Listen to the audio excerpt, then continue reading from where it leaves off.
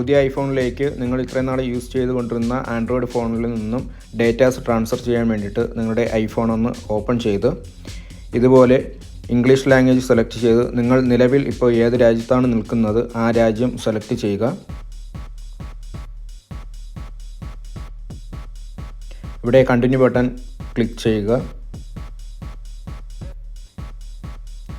Setup without another device എന്ന് എഴുതി കാണിക്കുന്നതിൽ അവിടെ ക്ലിക്ക് ചെയ്ത് നിങ്ങൾക്ക് ഇവിടെ മുകളിൽ കാണുന്ന QR ബട്ടൺ അമർത്തി കഴിഞ്ഞാൽ ഇതുപോലെ ഒരു QR കാണാൻ സാധിക്കും.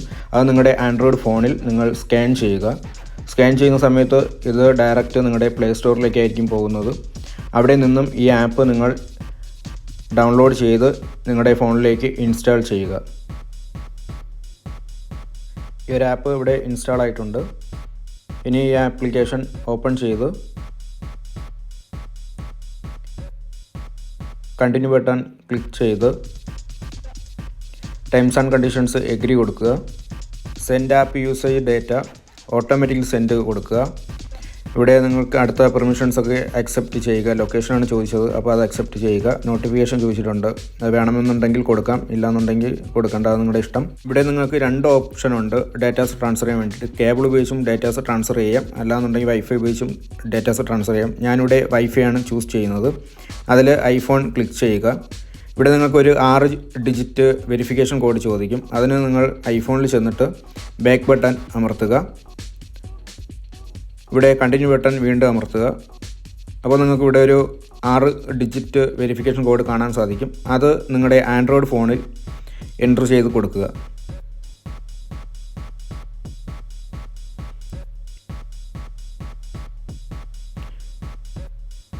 ഇനിയിപ്പോൾ നിങ്ങളുടെ ആൻഡ്രോയിഡ് ഫോണിൽ ഇതുപോലൊരു ഇൻ്റർഫേസ് കാണും. അപ്പോൾ നിങ്ങൾക്കിവിടെ ഏതൊക്കെ ഡേറ്റാസാണ് നിങ്ങൾക്ക് വേണ്ടത് ആ ഡേറ്റാസ് മാത്രം നിങ്ങൾക്ക് ചൂസ് ചെയ്ത് കൊടുക്കാം. ഇവിടെ എല്ലാ ഡേറ്റാസും നിങ്ങൾക്ക് വേണമെന്നുണ്ടെങ്കിൽ എല്ലാം കൊടുക്കാം. ഇവിടെ ഇപ്പോൾ ഞാനിവിടെ സെലക്റ്റഡ് ആയിട്ടുള്ള കുറച്ച് ഡേറ്റാസ് മാത്രമാണ് ഞാൻ എടുക്കുന്നത്. അപ്പോൾ ഞാൻ ആദ്യം തന്നെ വാട്സാപ്പാണ് ചൂസ് ചെയ്തത്. ഓൾമോസ്റ്റ് ഡൺ കാണിച്ചിട്ടുണ്ട്.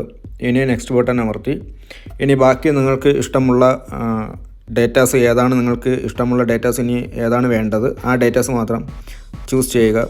അപ്പോൾ ഞാനിവിടെ സെലക്റ്റഡ് ആയിട്ടുള്ള ആപ്സ്, പിന്നെ ഫോട്ടോ ലൈബ്രറി എനിക്ക് വേണ്ട, കാരണം വെറുതെ ഫോണിൻ്റെ സ്റ്റോറേജ് കളയേണ്ടതെന്ന് കരുതിയിട്ട്.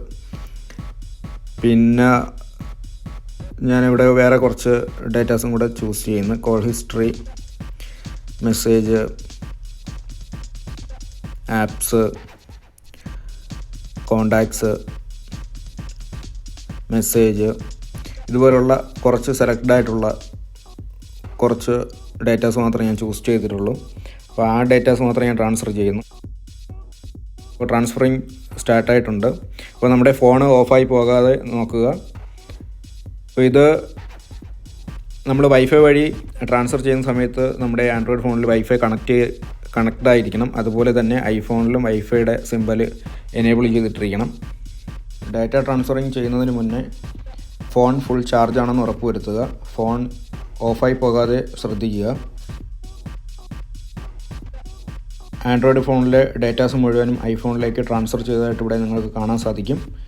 ഇനി നിങ്ങൾക്ക് ഐഫോൺ കണ്ടിന്യൂ ബട്ടൺ ക്ലിക്ക് ചെയ്ത് ആപ്പിൾ ID ഉണ്ടെന്നുണ്ടെങ്കിൽ നിങ്ങൾക്ക് അത് ഉപയോഗിച്ച് ലോഗിൻ ചെയ്ത് നിങ്ങൾക്ക് ഫോൺ യൂസ് ചെയ്യാവുന്നതാണ്.